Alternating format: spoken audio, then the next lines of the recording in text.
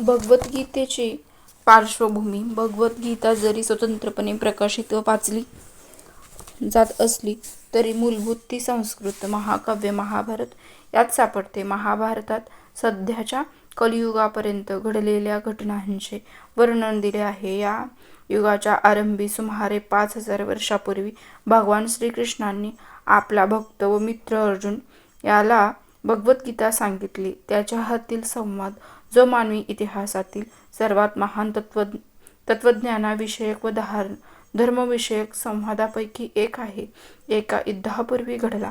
हे यादवी महायुद्ध धृतराष्ट्राचे 100 पुत्र व त्याचे चुलत बंधू पांडव यांच्यात घडले.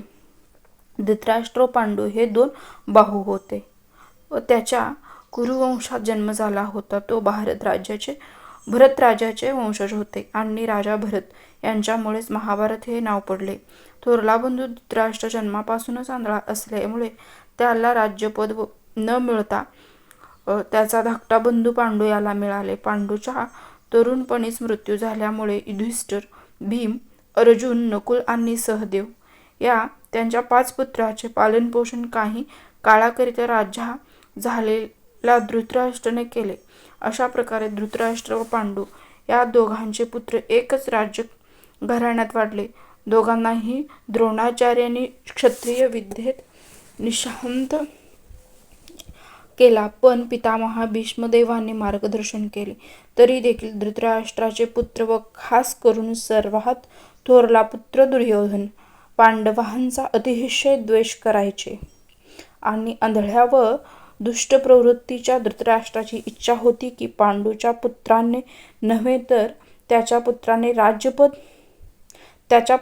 राज्यपद मिळाला पाहिजे. या प्रमाणे धृतराष्ट्राने समितीचे म्हणजे दुर्योधनाने पांडूच्या तरुण पुत्रांची हत्या करण्याचा कट रचला.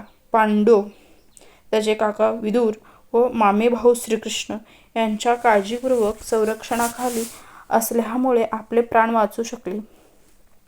श्रीकृष्ण म्हणजे कोणी सर्वसाधारण मनुष्य नसून ते तर स्वयं भगवान आहेत. त्यांनी पृथ्वीवर अवतार धारण केले होता, पण तत्कालीन राजकुळात जन्म घेऊन तो एका राजपुत्राप्रमाणे वावरत होते. म्हणजे ते पांडूची पत्नी व पांडवांची माता कुंती किंवा पृथ्वा हिचे भाचे होते. अशा प्रकारे एक नातेवाईक म्हणून आणि सनातन धर्माचे रक्षण करणारे या नात्याचे तो पांडूच्या सदाचरणी पुत्रांची बाजू घेत राहिला व त्याचे रक्षण करीत राहिले. अखेरीस दुर्योधनाने पांडवांना दूत क्रीडेकरिता आव्हान दिले.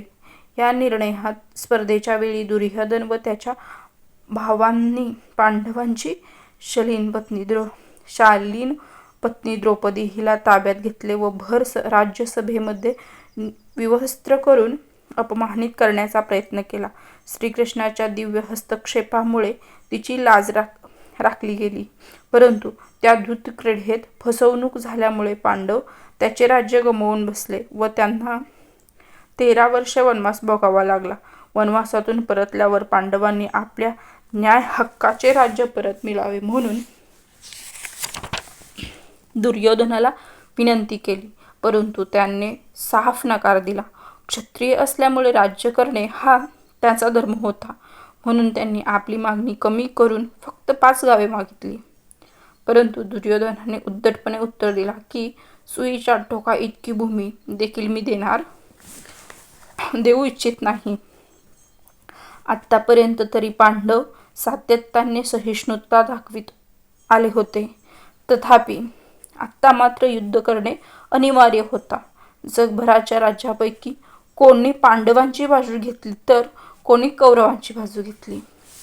तरी सुद्धा श्रीकृष्ण स्वतः शांतिदूत या नात्याने दुर्योधनाच्या दरबारात गेला व त्यांनी सलोख्याकरिता विनंती केली. जेव्हा त्यांची विनंती अमान्य करण्यात आला तेव्हा युद्ध निश्चित झाले. अत्यंत सदाचरणी असलेल्या पांडवांनी श्रीकृष्णाचा साक्षात परमेश्वर म्हणून जाणले होते, परंतु धृतराष्ट्राचे पुत्र मात्र त्यांना समजू शकले नाहीत. तरी देखील युद्ध पिपासू अशा विरुद्ध पक्षाच्या हट्टामुळे श्रीकृष्णाने युद्धात भाग घेतला. परमेश्वर असल्यामुळे ते स्वतः युद्ध करणार नव्हते, परंतु ज्याला त्याचे सैन्य हवे असेल तो त्याचे सैन्य घेऊ शकत होते, पण ज्याला स्वतः श्रीकृष्ण हवे असतील त्याला तो सल्लागार म्हणून उपलब्ध होते. राजकारणी धृतराष्ट्राने श्रीकृष्णाचे सैन्य मागून घेतले व पांडवांना प्रत्यक्ष श्रीकृष्ण प्राप्त करण्याची तितकीच उत्कट इच्छा होती. अशा प्रकारे श्रीकृष्ण हे अर्जुनाचे सारथी झाले व त्या महान धनुर्धार्याचा रथ हाकू लागले. आता आपण या क्षणापर्यंत पोहोचलो आहोत ज्यावेळी भगवद्गीतेचे शुभारंभ होतो. दोन्ही पक्ष युद्धाच्या पवित्र्यात उभे आहेत आणि धृतराष्ट्र आतुरतेने संजय या आपल्या सचिवाला विचारतो की त्या दोन्ही पक्षांनी काय केलं. अशा प्रकारे सर्व पार्श्वभूमी तयार आहे व जाता जाता या अनुवाद व तात्पर्याविषयी एक छोटीशी टीप देणे आवश्यक वाटते. भागवद्गीतेच्या इंग्रजी अनुवादकांनी जो साधारण कित्ता म्हणजे गिरविले आहे तो म्हणजे श्रीकृष्ण या व्यक्तीला दूर सारून स्वतःचाच कल्पना व तत्वज्ञानाकरिता जागा करून घेणे होय. महाभारताच्या इतिहासाला लोकदंतकथा म्हणतात. कोणा एका अज्ञान प्रतिभावना मनुष्याच्या कल्पनांना सादर करण्याकरता श्रीकृष्ण हे अलंकारिक साधन आहे असेही म्हणतात.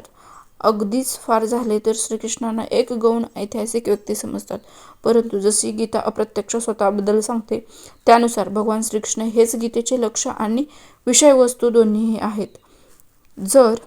तर हा अनुवाद त्याच्या बरोबरच तात्पर्य वाचकाला श्रीकृष्णापासून दूर घेऊन जाण्याऐवजी त्यांच्या दिशेने अग्रेसर करेल. या दृष्टीने भगवद्गीता जशी आहे तशी हा ग्रंथ उदित आहे. दुसरी महत्त्वाची द्वितीय गोष्ट म्हणजे यामुळे भगवद्गीता पूर्णपणे सुसंगत आणि आकलीन होतो. श्रीकृष्ण गीतेचे व्यक्त व त्याचबरोबर अंतिम उद्दिष्टे असल्यानेही हा एकमात्र अनुवाद आहे जो या महान ग्रंथ रत्ना त्यांच्या सत्य स्वरूपात सादर करत आहेत. भागवद्गीते